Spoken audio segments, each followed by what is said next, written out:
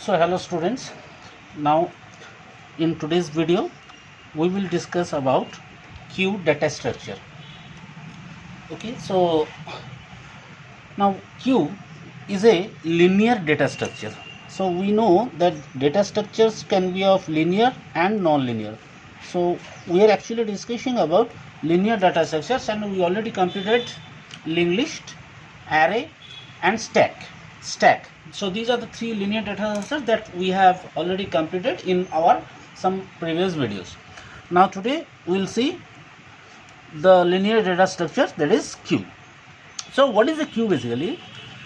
A queue is a linear collection of elements where insertion of an element occurs at one end, which is known as rear end of the queue, rear, and deletion occurs at other end, which is known as front of the queue.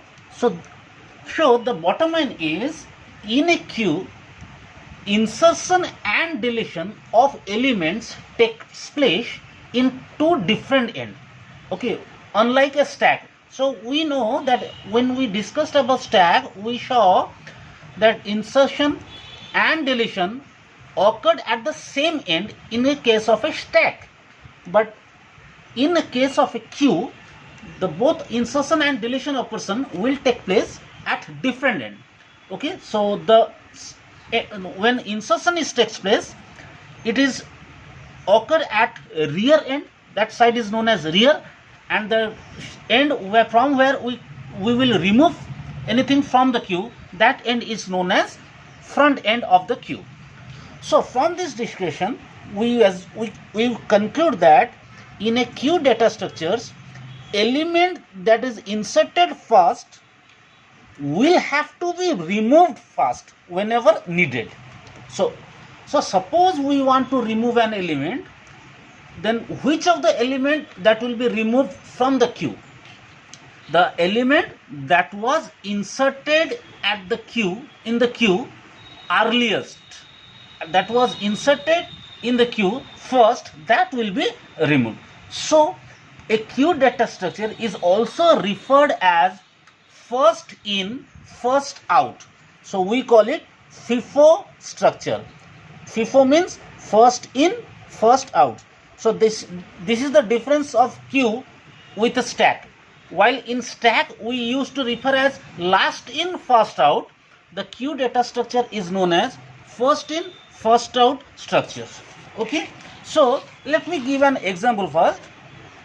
Now suppose this is an empty queue. So empty queue, here I have taken that the maximum number of element that can be arrived in the queue is 5. 1, 2, 3, 4, 5. So there are 5 places are there in a queue, but right now the queue is empty, so there are no elements. Now at this juncture, suppose we perform insert operations. We want to insert a data value 15 in our queue. So the moment the insertion will take place, the queue contains one element here. Now the same end, this single element, now the same end is referred as both front as well as rear, because there are right now one element. This element is also known as rear as well as this is front. Okay, now the moment I keep inserting other element, how this will change, let's see. Now suppose now next after 15, next we applied insert operation of 25. So 25 will be inserted. So now this is 15 and 25 gets inserted here. Now there are two pointer position, one is front, one is rear. So this rear end is now 25. Why we call it rear? Because 25 arrives late than 15. 15 arrives in the queue earlier, so it is at the front, and 25, since 25 arrived late, it is at the rear. Now suppose again another element is inserted, 30. So 30, 15, 25, 30. So now 30 will become my rear value. Okay, so rear end will be 30. Is that clear, guys? So now after doing 3 insert operation, now let us assume that we want to remove an element. So we have shown delete operation. So removing means delete operation. So which one will be deleted? Now from this queue, you realize that since it is a first in first out structure, out of these three elements, which one arrived first? Definitely 15. So after delete operation, the queue will look like this. So the content of the queue will be 25 and 30, and this 15 will be removed. So now 25 will become my front and 30 as usual will be my rear. So if more elements were inserted or deleted, accordingly the value will change, front and rear will change. Okay, so this is how insertion and deletion take place in a queue. So we call it FIFO structure. So first in and first out structure. Okay guys, now let us see how a queue data structure will be represented in the memory, because see, we know that whatever data structure we are discussing, they are just a logical model. Okay, even queue data structure that we discussed, okay, it is a logical model. A logical model means our memory is simply a linear collection of memory words or memory cells, but those cells will be operated or will be used in such a manner they will behave like some real world model. So real world model means the queue is a real world model, where if you assume that there is a booking counter where lot of people may arrive and book some tickets, and after collecting the tickets they will leave the queue. So say in a booking queue, the man which arrives first will get his preference, will get it ticket booked, and he will leave the queue. Okay, so the same model is introduced here to represent, to insert or delete the data. That's why we say it is a queue data structure. Okay, so now in the memory, how we are going to implement such data structure, that is what our objective. So now let us discuss how to implement queue data structure in the memory. See, like stack data structure, okay, a queue can also be represented in the memory in two ways. Okay, so what are they? First one is, see, array representation. So we can represent a queue in the memory using an array. So we can create an array, and that array will be treated, that array will behave like a queue if we allow insertion and deletion to perform in two different ends. There is another structure called linked list representation. So using a linked list also we can implement a queue. So linked list means, we know, collection of memory block. Those memory block may not be contiguous, but those memory block may be linked with a pointer field. So we call each memory block as a node. So we will see that. Okay, so how a queue will be represented using array and queue will be represented using linked list. At first we are going to discuss array representation, then we see some algorithms like insertion and deletion in an array. If queue is represented in array, then how insertion and deletion algorithm will work, that we will see, and after that we will go for linked representation. So first of all, we'll discuss about array representation.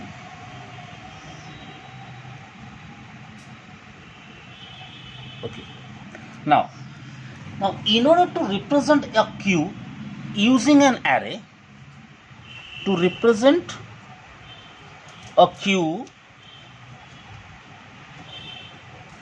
using an array, we need to create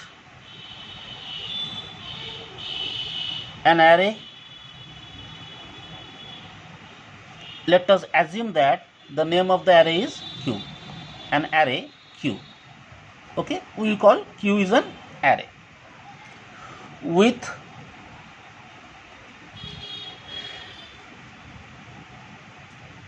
a fixed size, or we say constant size,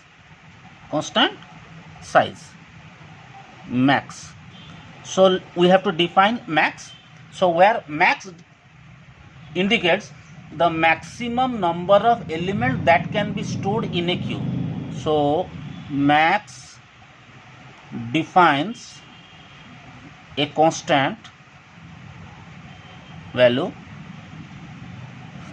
that indicates maximum number of elements that the array can accommodate. Okay, now so we have to create an array and we define a constant max, so that size of the array will be max, and let's say name of the array is q. Okay, so to indicate that is it will represent a q. Now other than this, we need two pointers which will, see, when I say pointer, it is actually not address field, which will actually contains index values. So they will contain index value of the array. So those two pointers are, one is rear. Okay, so that rear is a pointer variable. It's not a pointer variable. Okay, we say rear is a variable which points to last element, means which points to element that inserted last. Okay, so in case of array, this rear should not be an address value, rather this rear should be an index. So rear contains index of the last element, Okay, now front, that is another variable, so it is also a pointer. So to point first element, so first element means the array element that arrives first among the existing elements. So whatever element right now present in the queue, out of those elements, the element that arrives first, that will be pointed by front. So it contains index value of front element. Okay, now when the queue is empty, means array contains no element at all, both rear and front will be initialized to 0. Okay, in case of any programming language,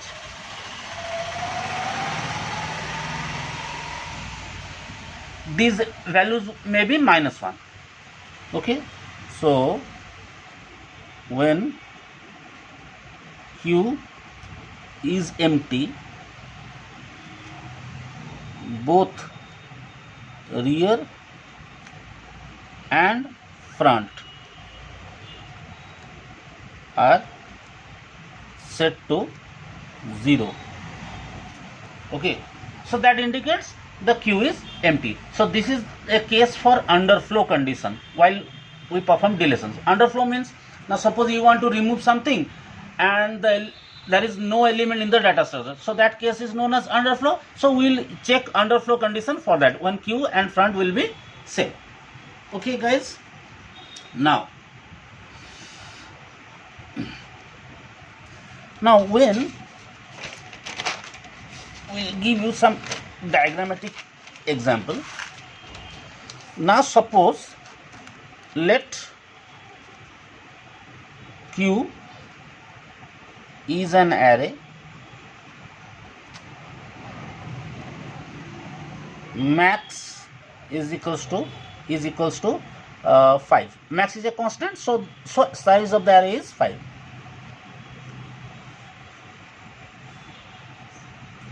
So this is 1, 2, 3, 4 and 5. So name of the array is Q. We need two more variables. So let's say rear equals to 0 and front equals to 0. So when rear is 0 and front is 0, we say the queue is right now empty. Okay. This is the case for underflow. So when the situation of queue is this, then we cannot perform any deletion operation. Now, when I apply insertion, say insert 20. So what changes that will occur in my queue? See, already I have shown the example 20. So this second, third, fourth and fifth, 2, 3, 4, 5, they are empty. So now the index is 1. So now here value of front will become 1 and value of rear will also become 1. See, because when there are one element, the first element, both front and rear should point to 20. So this is also front and the same element is rear. Okay, for the first element. Now gradually when we perform insertion, the size of the queue, the rear will change. So now we perform insertion, insert 25. Okay, so 20, 25, 1, 2, 3, 4, 5. Now at this moment, value of front is how much? 1. So front doesn't changes, but value of rear becomes 2. So you guys notice, the moment I insert an element into a queue which is represented in the form of array, the rear value should change always. Okay, the front value is not necessarily changes because already in front there is another element. So front value will change when insertion takes place. The front value will change only in case of first insertion. Okay, when front was 0 and rear was 0, the queue was empty. The moment I insert an element, both front and rear become 1. And once the first element is inserted, next time whenever I perform insertion, only rear will change, front will remain fixed. That is 1. The value of front will change only when we perform deletion. Okay, so I will explain you. Again insert 30. So 20, 25, 30 and 1, 2, 3, 4, 5. So here value of front is equals to 1 and value of rear is equals to 3. Guys, you understood? Okay. Now suppose at this juncture a delete operation taken place. So what happens? 20 will be removed because it was inserted first. So we have 25, then we have 30 and 2 position vacant. So 1, 2, 3, 4, 5. Now value of front will become 2, so it will point to here, and value of rear is equals to 3, so that it points to here. Okay. Now again when we perform insert, so what happens? Insert, let's say 40. So where to insert? See,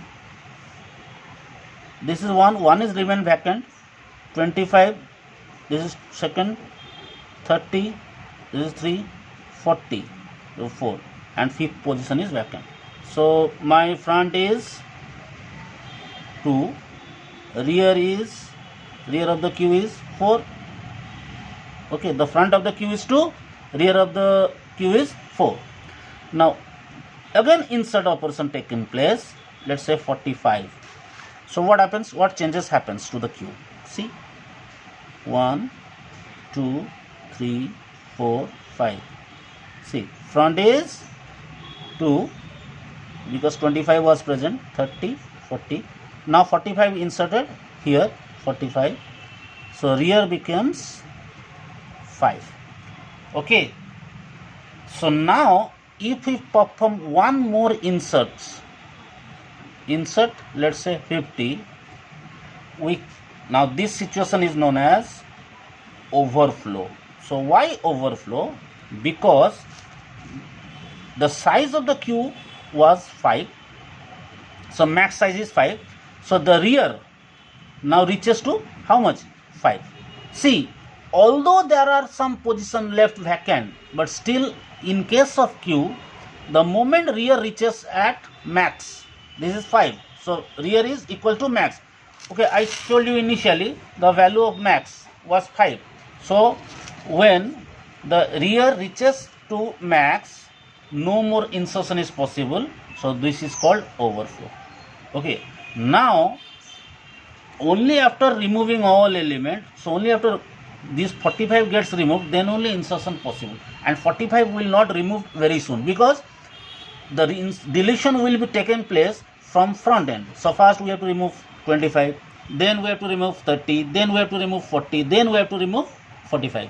Okay, after that the queue will be empty, and then again insertion will takes place. Okay, so this is what memory representation of queue if you are using an array. So in our next video we will see some insertion and deletion algorithm that will be implemented in an array. Then we can go for memory representation using linked list. Okay, so till then, goodbye.